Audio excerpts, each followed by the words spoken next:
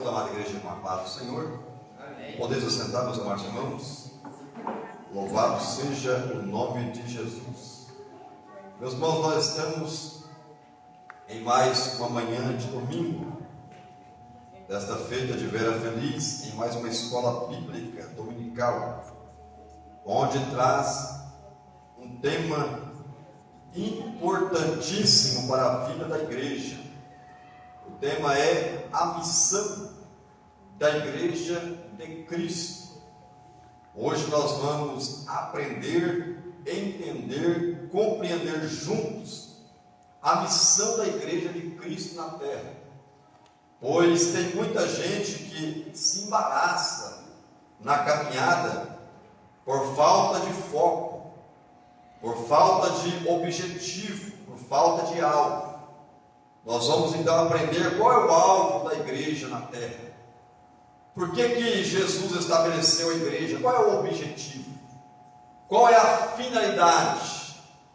Pois tem muita gente que pensa que a igreja foi colocada na terra simplesmente por ser colocada e nada mais, para ser mais uma instituição e nada mais, para trabalhar em áreas sociais e caridades e nada mais. Não. A principal função, a principal missão da igreja é outra, totalmente diferente do que muitas pessoas pensam. E hoje, nessa manhã, nós vamos estar compartilhando com os irmãos a missão da igreja de Cristo na terra.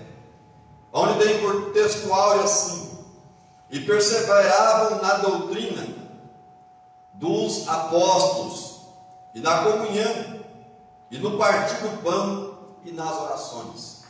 Observa, meus irmãos, que o nosso texto áureo está nos trazendo uma palavra que muitas vezes está faltando em nossa vida: perseveravam.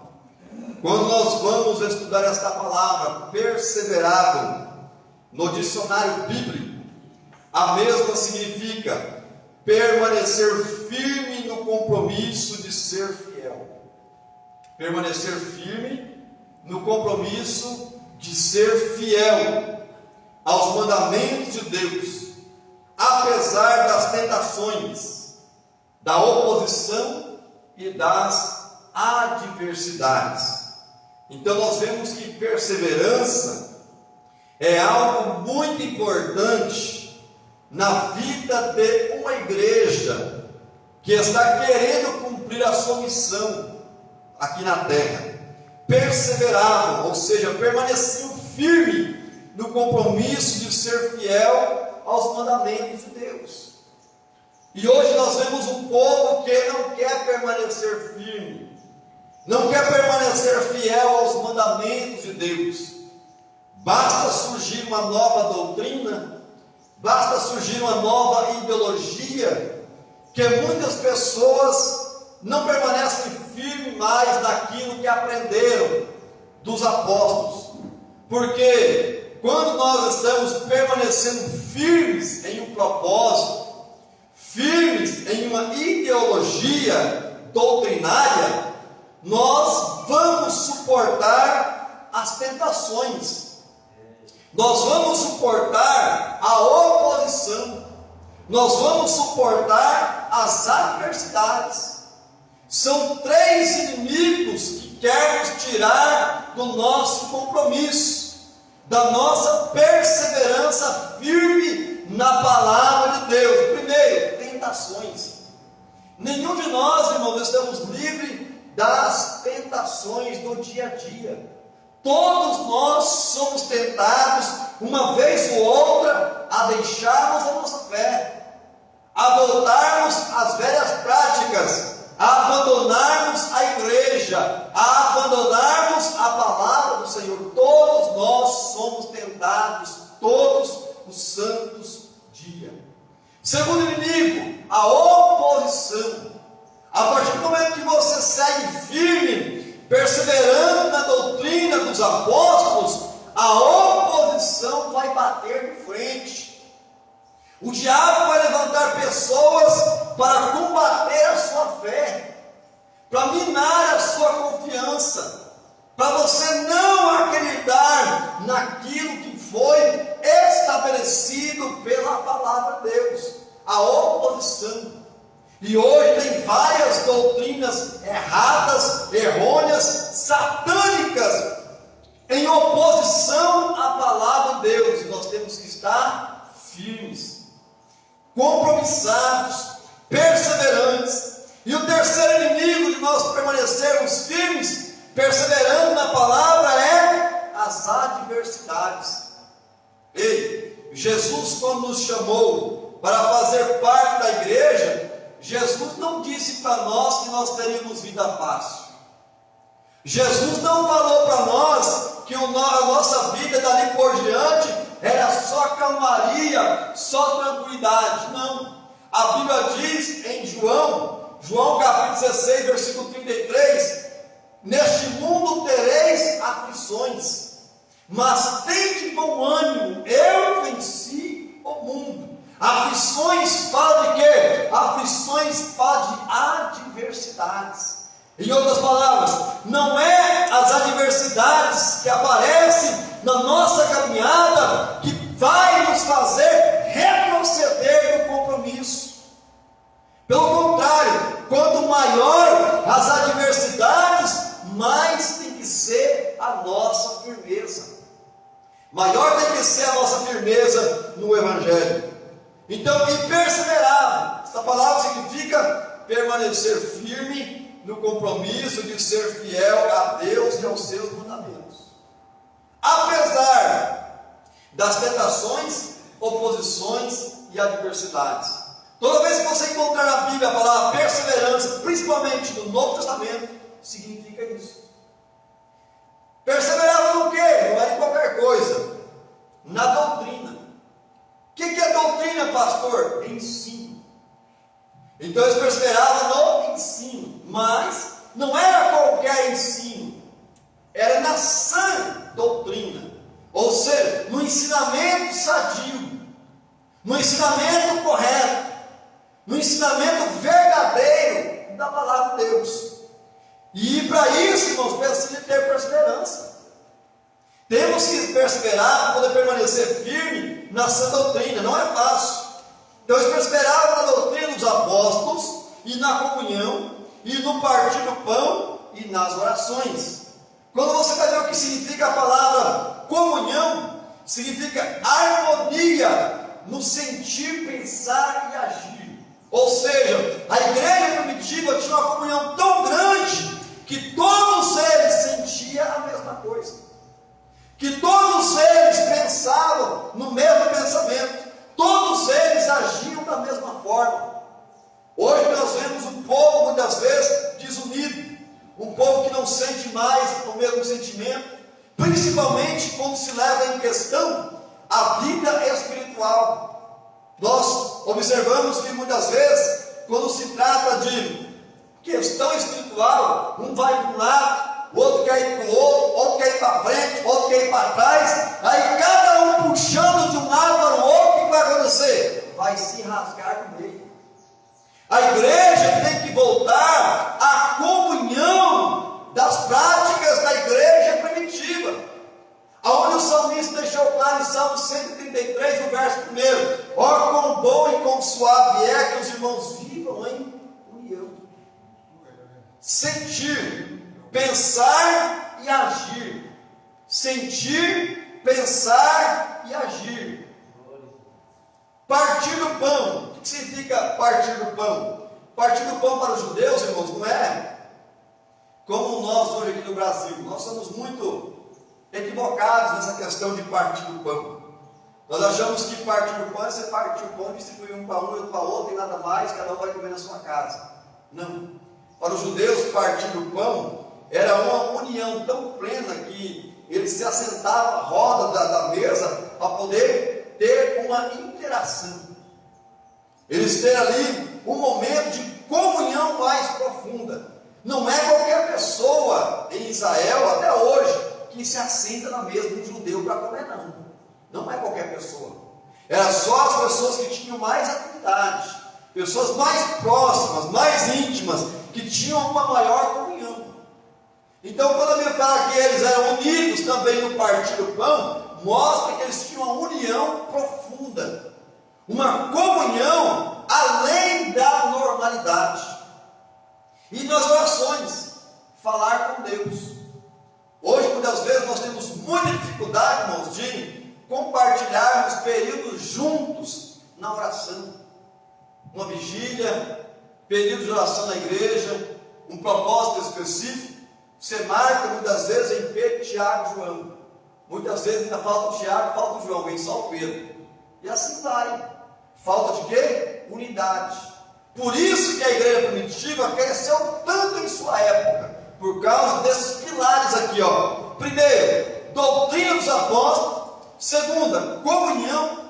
Terceira, partir do pão e nas orações. Aí vai cumprir o que foi lido na nossa leitura bíblica em classe. Deus acrescentava aqueles a quem Ele queria salvar.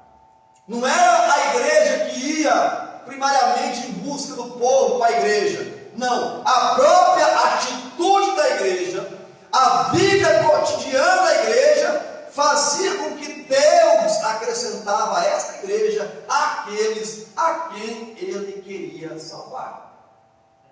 Entendeu que coisa interessante?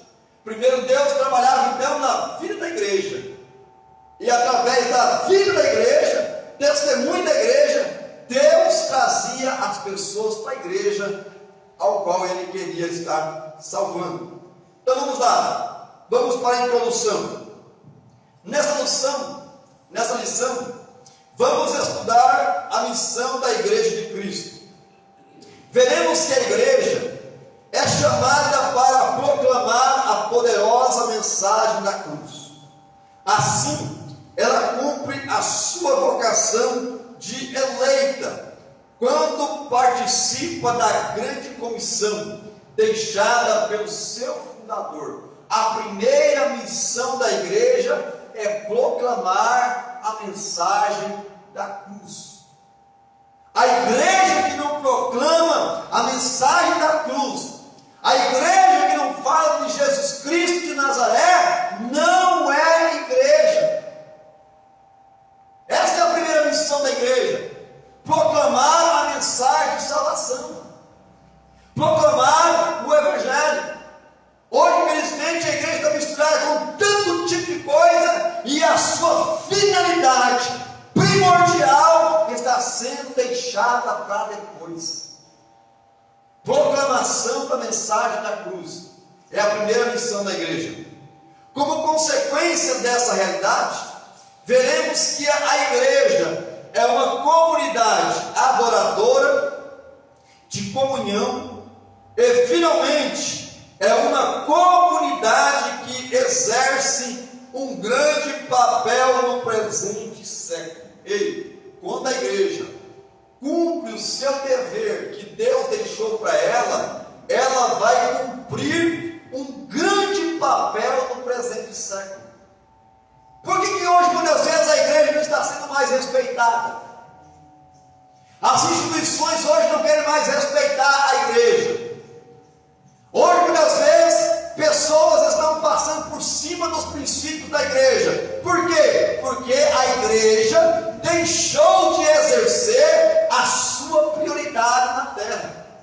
Quando ela voltar à sua prioridade, que é pregar Cristo, viver a mensagem da cruz, o poder de Deus na vida da igreja vai se manifestar no meio do povo, e o povo vai reconhecer que esta é uma igreja verdadeira.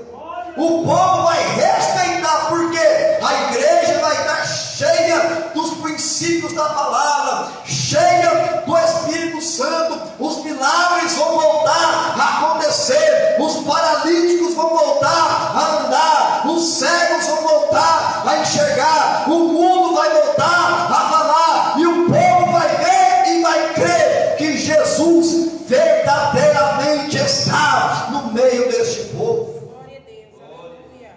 Nós estamos deixando os princípios, irmãos, deixando a base. E aí, vamos deixando o princípio, deixando a base, Deus não vai tendo mais o mesmo compromisso conosco. Volta à prática do Evangelho dos primórdios, para você ver se Deus não volta também com os milagres, com os prodígios, com maravilhas, com dons espirituais, com todo e qualquer tipo de promessa estabelecida aqui na palavra do Senhor. Então o erro não está em Deus, o erro está em nós. Alguém tem uma pergunta até aqui, na introdução? Quer compartilhar alguma coisa? Estamos em uma escola bíblica dominical. Não? Então vamos na sequência. Ponto 1. Pregação e instrução. Pregação e instrução. Proclamando as boas novas. A igreja foi fundada por Cristo, em Mateus capítulo 16, versículo 18. E sobre esta pedra edificarei a minha igreja, e as portas do inferno não prevalecerão contra ela. Então nós já sabemos que a igreja tem um fundador, e o fundador é Cristo. Como uma instituição para abençoar o mundo. Essa missão é exercida por meio da pregação do Evangelho. Aprove a Deus salvar os crentes pela loucura da pregação. Lá em 1 Coríntios, capítulo 1, versículo 21, você vai encontrar este versículo bíblico. Marcos usa o verbo grego kerison, traduzido como pregar, proclamar. O sentido é de um arauto que proclama algo. Esse verbo ocorre 61 vezes no Novo Testamento.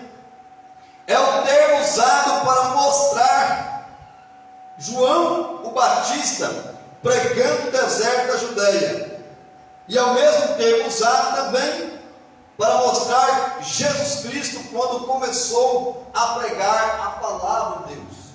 Então, a missão da igreja é proclamar o Evangelho, proclamar as boas novas de salvação. Esta é a primeira parte da missão da igreja. O objetivo da pregação. Outro termo usado com muita frequência no Novo Testamento para se referir à grande comissão da igreja é evangelho. Esse verbo ocorre 54 vezes no Novo Testamento, e o seu sentido é o de trazer as boas novas, pregar as boas novas. Nesse sentido, os cristãos primitivos não cessaram de ensinar e de anunciar a Jesus Cristo. Aqui eu quero abrir um parênteses, irmãos, e mostrar um erro muito grande hoje da igreja do século XXI. Um erro gravíssimo. Vai ficar aqui a minha denúncia nessa manhã, no nome de Jesus. Observe que a igreja primitiva não cansava de anunciar a Jesus Cristo. Pastor, qual que é o erro hoje da igreja no século XXI? Para mim carimbar o que eu vou dizer, abra sua Bíblia em Lucas capítulo 9, versículo 35. Tem que pegar aqui uma base bíblica, porque senão depois aguenta, né? Lucas capítulo 9, versículo 35. É uma denúncia muito séria, e ela é muito contundente dentro da palavra de Deus. Lucas 9, 35.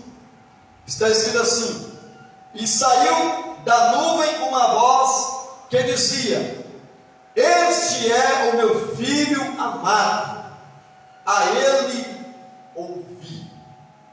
Pastor, o que o senhor quer denunciar nessa manhã?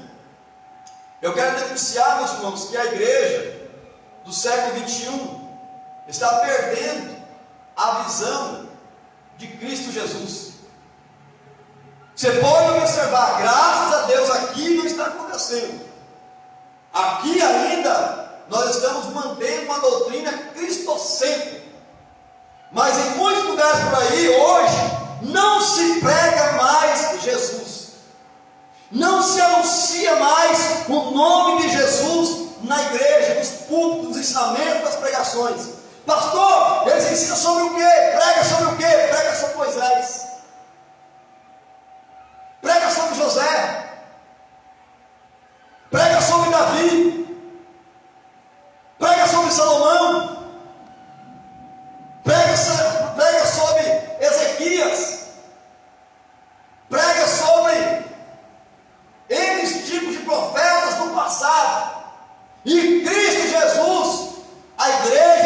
deixando de anunciar.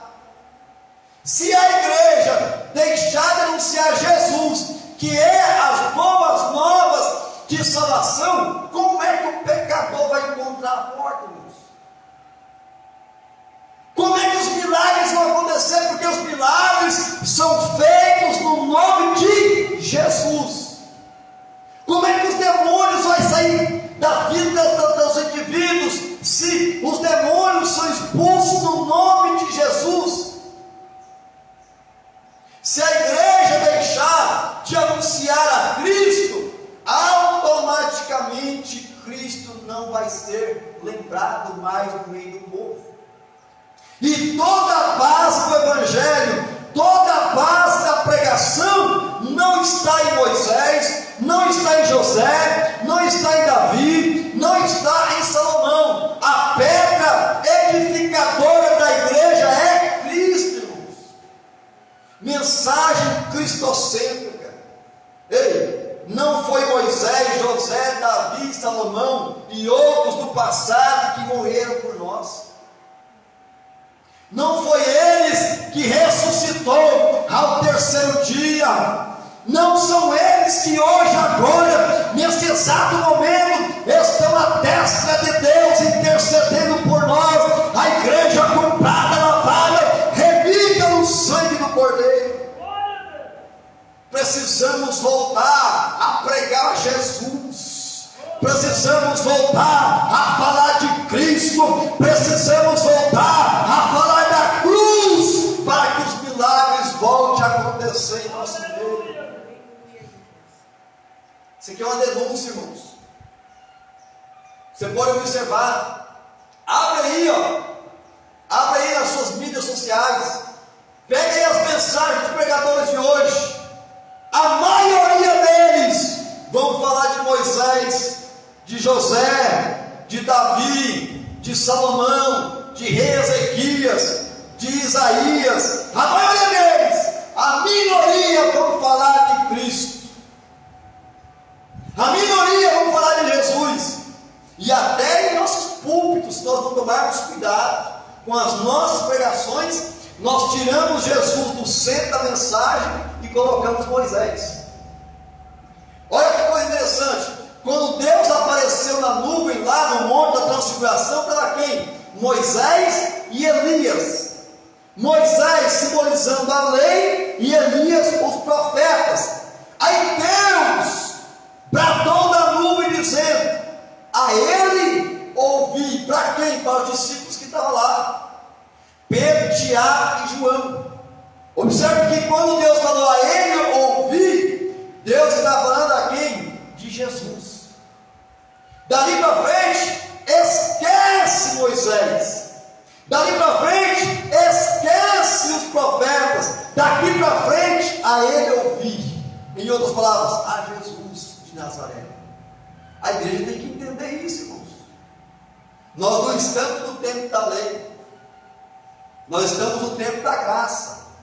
Quem estabeleceu a lei foi Moisés, a lei foi dada por Moisés, mas a justiça e a verdade vieram por Jesus Cristo de Nazaré. Nós temos que ter esse entendimento. A partir do momento que Deus abriu o seu entendimento para poder anunciar a Jesus Cristo, sem cessar, a igreja vai crescer, porque Jesus tem compromisso com a nossa igreja. Então, pregar a Jesus Cristo não é pregar uma coisa ou uma mensagem subjetiva, mas proclamar ao mundo caído que Ele está vivo e pronto para salvar. Pregar a mensagem da cruz é anunciar o Evangelho do Rei de Deus revelado em Cristo. Olha a importância de se pregar Cristo. As nossas mensagens, meus irmãos, têm que ser peneiradas. O que não for Cristo, coloca no armazém e deixa guardadinho. Aquilo que for Cristo, mensagem de salvação, mensagem falando de... Você pode até começar uma mensagem no Velho Testamento, não tem problema, desde que você venha trazendo a mesma e finalizar ela concluindo em Cristo Jesus, não tem problema.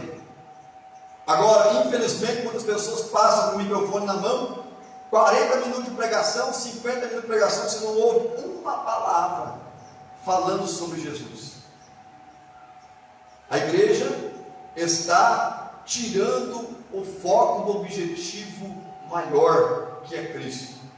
Terceiro ponto aí, do primeiro tópico: discipulando os convertidos. Agora aqui, meus irmãos, é uma das áreas mais difíceis, tá? Olha que o evangelho é completo. Primeiro, a mensagem de salvação, para as pessoas crerem em Cristo. E agora, irmão, agora é discipular esse novo convertido. Agora é ensinar eles. Agora é instruir eles. Agora é dedicar tempo. Olha aqui, ó, discipulando os convertidos. Pregar e proclamar é levar a palavra de Deus aos que estão do lado de fora da igreja. Pregação do lado de fora. Mas, enquanto discipular, que é ensinar, é instruir os que estão do lado de dentro. Qual é a nossa finalidade aqui, agora, no momento? Não é pregação. A nossa finalidade aqui no momento é instrução. Estamos sendo instruídos, disciplinados, discipulados pela palavra de Deus. Por quê? Porque nós já aceitamos Jesus como Salvador. Agora nós estamos crescendo na graça e no conhecimento do mesmo. Então lá fora nós pregamos a Cristo, e aqui dentro nós ensinamos os novos convertidos a caminhar na fé. Ah, pastor, mas eu não sou novo convertido não. Já tem 10 anos que eu estou na fé. Já tem 20 anos que eu estou na fé, pastor, não preciso aprender mais nada. É? Até onde eu aprendi pela palavra de Deus, nós somos eternos aprendizes. Vamos ficar aqui na terra aprendendo até o último dia da igreja. Quando nós sairmos daqui e for para o céu, lá ainda nós vamos continuar aprendendo, porque Deus vai estar nos ensinando ainda como se deve comportar lá em cima. Então, ei, para de pensar que já sabe de tudo. Todos os dias nós aprendemos uma coisa nova. Eu sempre carrego comigo um dito popular: aquele que não está mais aberto a aprender, findou o seu conhecimento. Nós temos que ter um coração aberto para aprender. O que é bom, pega para si, e o que não presta, descarta. Todo cristão, irmãos, tem que ter 2 alforjes. Foi trazido para o dia de hoje, 2 picuar, né? Olha aquele negócio quando a gente ia caçar um lambu no meio do mato, aí você colocava as pedras no bornar. 2 bornar. Todo cristão tem que ter 2 bornarmos, só que diferente do outro. Um bornar tem que estar costurado embaixo, para você guardar aquilo que é bom, aquilo que convém, aquilo que presta, aquilo que vai edificar. E o outro, pastor, o outro bornar tem que ser rasgado embaixo, não pode ter fundo. Aquilo que não presta, você joga nele e continua a sua caminhada. Não vai te pesar quando você chegar na frente e olhar para trás, não vai ter nada ali dentro mais, porque não presta, não serve. Agora, o que tem de crente com 2 bornar, interessante que o que é para carregar coisa boa está vazio, e que é para não carregar aquilo que não presta está cheio. Ei, aquilo que não serve para nós na caminhada, deixa para trás. Abandona. Para que ficar carregando esse peso, esse fardo? Abre aí esse bornar e lança as coisas que não prestam para trás e guarda só coisa boa no seu outro alforje, e vai dar tudo certo em nome de Jesus. Amém, meus irmãos? Vamos lá mais um pouco então. A igreja não é formada apenas por crentes. A igreja é formada por discípulos. Aqui, ó, olha que coisa interessante. Aqui o comentarista vai mostrar muito claro a diferença de ser crente e ser discípulo. Crente não está garantida a sua salvação, tá? Não pensa você que crente, você só ser crente, está garantido salvação, não. A Bíblia diz que até os demônios creem que estremecem, mas não obedecem, são crentes. Crente é aquele que crê, acredita em alguma coisa. Crente não está garantido salvação. Pastor, então quem é que vai ser salvo? Discípulos. Discípulos é totalmente diferente de crente. Vou mostrar aqui pela lição para você ver. A igreja não é formada apenas por crentes. A igreja é formada por discípulos. Alguém pode estar na igreja local sem, contudo, ser um discípulo. Sabia disso? A pessoa pode estar aqui, irmãos, em nosso meio congregando, crente, mas não é discípulo. Pastor, qual que é a diferença? Simples. Discípulos é aqueles que seguem os mesmos passos do seu mestre. Não é o servo maior do que o seu senhor, nem o discípulo maior do que o seu mestre. Basta o servo ser como o seu senhor e o discípulo ser como o seu mestre. Segue os mesmos passos. O que Jesus fez, ele faz. O que Jesus não fez, ele não faz. Como Jesus se comportou, ele se comporta. Como Jesus não se comportou, ele não se comporta. Discípulo. Aquele que segue as mesmas pisaduras do seu mestre. E o crente, pastor? Crente, aí se encaixa um monte de gente, né? Rebeldes, desobedientes. Aí não quer obedecer a palavra, mas eu estou na igreja, eu sou crente. Você é crente. Eu quero ver quando Jesus voltar a buscar a sua igreja, aonde vai ser levado só os discípulos, só os seguidores fiéis de Cristo. Aí você vai ver o quanto que é sério ficar sendo só crente na igreja. Então, contudo, ser um discípulo não é fácil. Esse é alguém que é capaz de reproduzir e pensar para outrem o que aprendeu e vive por meio de Jesus Cristo.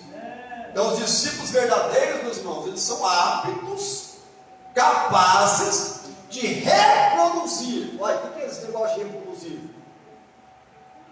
Você só consegue reproduzir aquilo que você é.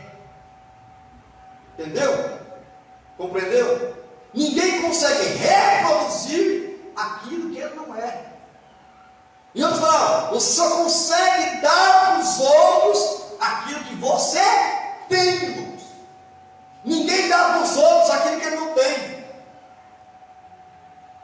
Então os discípulos são aqueles que fervem o que aprendeu e, vivendo o que aprendeu, são aptos para reproduzir, ou seja, ensinar alguém o que é verdadeiramente ser um verdadeiro discípulo do Senhor. Você sabia? Já disse aqui algumas vezes e vou repetir essa manhã: a maior pregação de um discípulo não está nas suas palavras. A maior pregação de um discípulo está no seu testemunho de vida. A maior pregação de um discípulo está na sua obediência a Cristo. É a maior pregação do Evangelho. É a nossa conduta, a nossa prática. O mundo tem que olhar para nós e não ver mais nós. Quando o mundo olhar para nós e nós refletirmos a imagem de Jesus, segundo o apóstolo Paulo diz, aí nós estamos aptos para reproduzir a verdadeira igreja de Cristo na terra. Aí nós estamos aptos para cumprir a nossa grande missão que foi estabelecida para cada um de nós. Agora deixa eu fazer uma pergunta aqui, não responde não, fica só para você mesmo. O que você está refletindo para aqueles que estão em sua volta? O que você está refletindo para o seu esposo, para a sua esposa, para os seus filhos, para os seus vizinhos, para os seus parentes? Quando alguém pergunta ou fala sobre o teu nome, o que é o testemunho que as pessoas dão de você? O que as pessoas falam de nós, irmãos, é testemunho. O que as pessoas falam de nós? Será que nós estamos refletindo Jesus?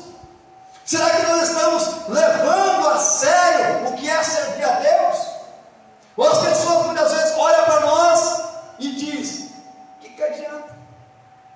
Vai todo dia para a igreja, mas não tem comportamento de crente salvo. O que adianta? Vai todo dia para a igreja, mas compra e não paga. Vai todo dia para a igreja, mas só fica xingando palavrões dentro de casa. Vai todo dia para a igreja, mas só fica brigando com A, com B, com C, com D. O que adianta?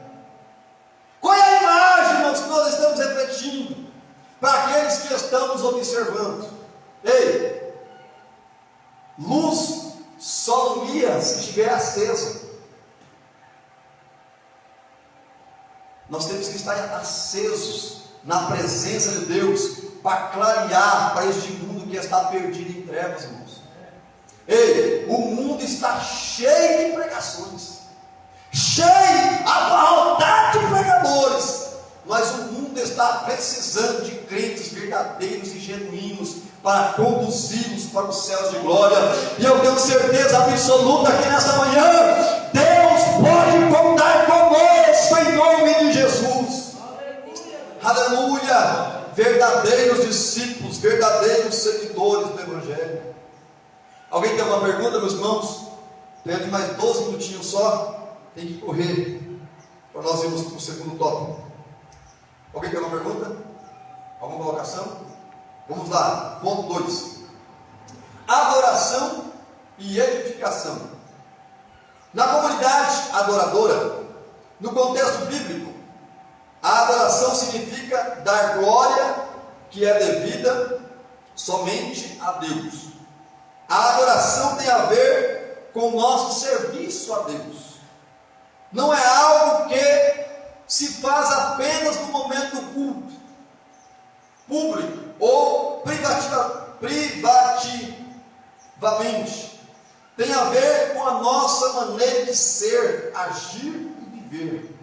Por isso que o apóstolo Paulo, irmãos, vai dizer aquele versículo muito claro em Romanos, capítulo 12, versículo 1, que o nosso corpo tem que ser oferecido a Deus como sacrifício vivo, santo e agradável. Tem pessoas que pensam que a sua adoração é só aqui na igreja.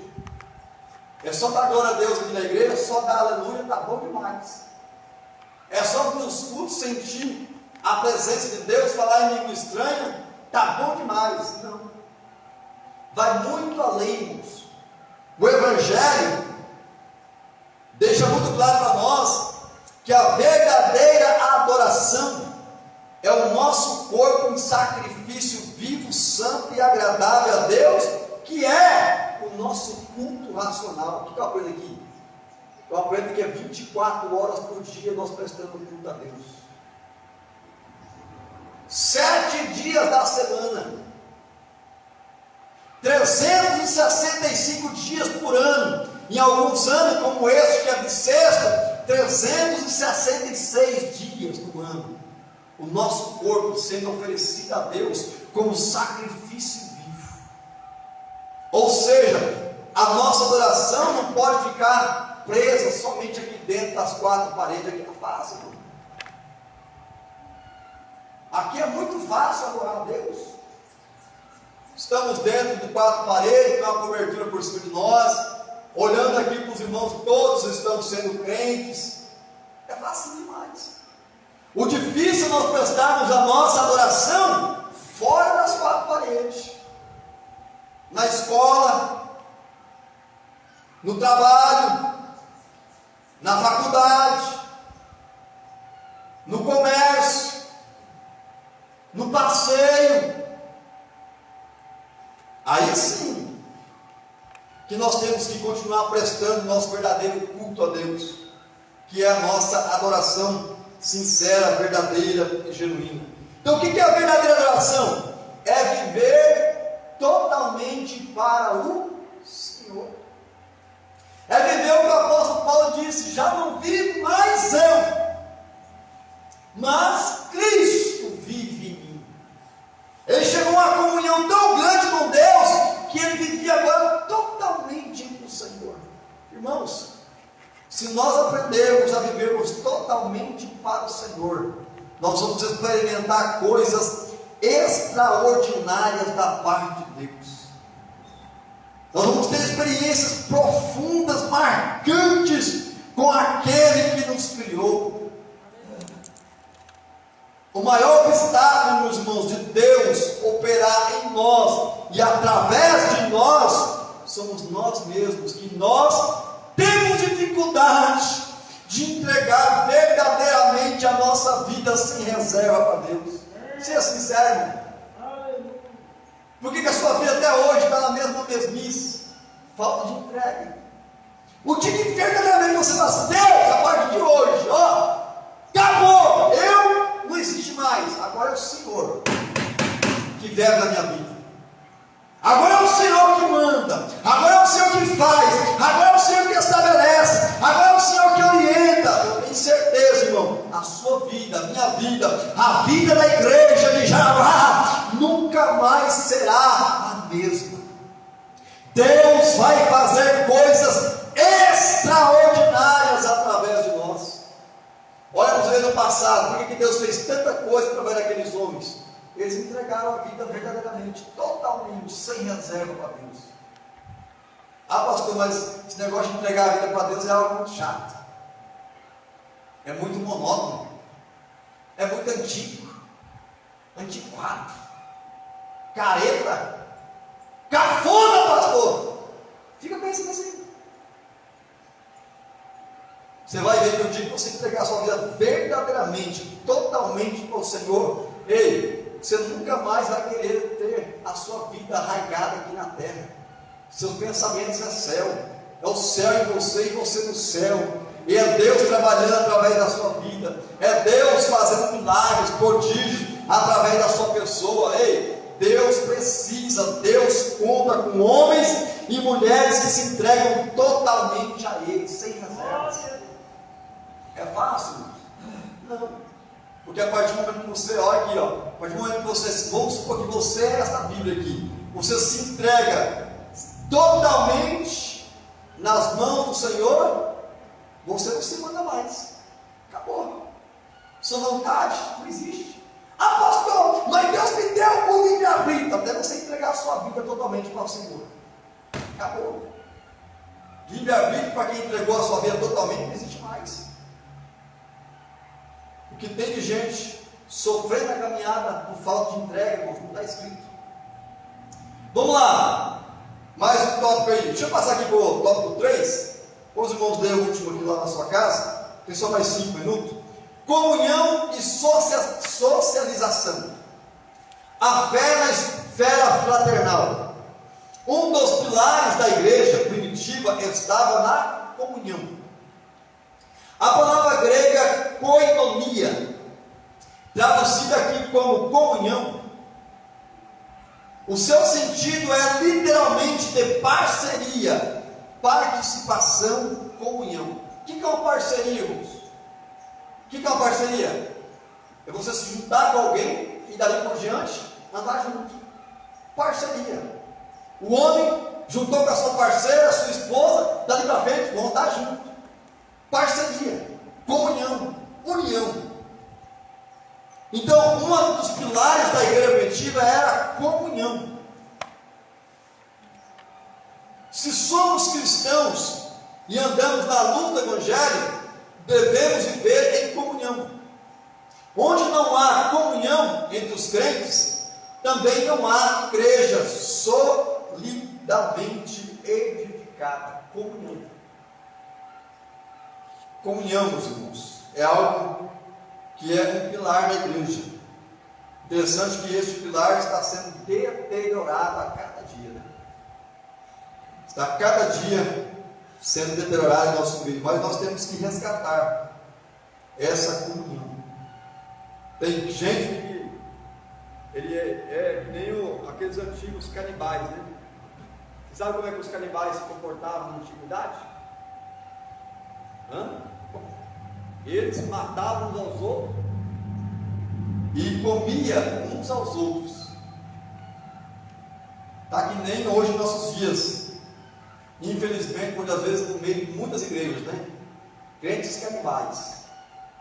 É cada um querendo matar o outro, é cada um querendo comer o outro vivo. A pessoa, se o pé tivesse boca e viesse aqui em cima e arrancasse a mão e comesse uma viva, o que ia acontecer com o corpo? ia ficar deficiente. A pessoa, se a mão tivesse boca e fosse lá no pé com mais facilidade e arrancasse um dedão e comesse vivo, o que ia acontecer com o corpo? O corpo ia ficar deficiente. Pastor, o que o senhor quer dizer para nós como igreja? Nós somos o corpo de Cristo, irmãos. Nós temos que evitar de querer matar uns aos outros. Temos que evitar querer destruir uns aos outros, porque senão o corpo de Cristo vai ficar deficiente. E aí, deixa eu dizer um negócio para nós. Todos nós que estamos no corpo de Cristo tem sua finalidade. Só que lembrando que nenhum de nós temos finalidades iguais. Isso aqui que a igreja está tendo muita dificuldade em entender em nossos dias. Você está no corpo, você faz parte do corpo, mas você não exerce a mesma função do outro membro. Cada membro tem a sua função. Não é porque você não executa a mesma função de A, de B ou C, que você é desprezado, que você é menos do que os outros, faz parte do corpo. Quais são as partes do corpo que destacam, que todo mundo vê? A mão, os olhos, nariz, a boca, o pé, todo mundo vê. São aqueles crentes, muitas vezes, que estão na igreja e aparecem mais, se destaca mais, é cobrado deles mais funções, por isso que aparece mais no meio da igreja. E aqueles que muitas vezes estão debaixo da cobertura, da capa, que é o coração. Coração você não vê ele, mas arranca ele, você se não morre. São os rins, o pulmão, são os membros internos, são os membros que não aparecem, mas é necessário. Ei, nós precisamos abrir o nosso entendimento. Não precisa você ficar com inveja de A, de B ou de C, de fulano que está sendo usado, de fulano que está cantando, que está pregando, que está indo para as praças evangelizar. Eles são os membros que estão visíveis. Ei, agora você vê aqui, os membros que são visíveis são os membros que mais se machucam. Olha para você ver a sua mão, cicatriz no seu dedo, no pé, na perna, todo marcado. Agora, olha os membros internos, estão tudo marcadinho, fazendo a sua função tranquilamente. Não sei se vocês estão conseguindo calcular essa dimensão que eu estou levando vocês. Eu estou querendo dizer à igreja desta manhã, nós fazemos parte do corpo de Cristo. Temos então que se esforçar para mantermos uma boa comunhão.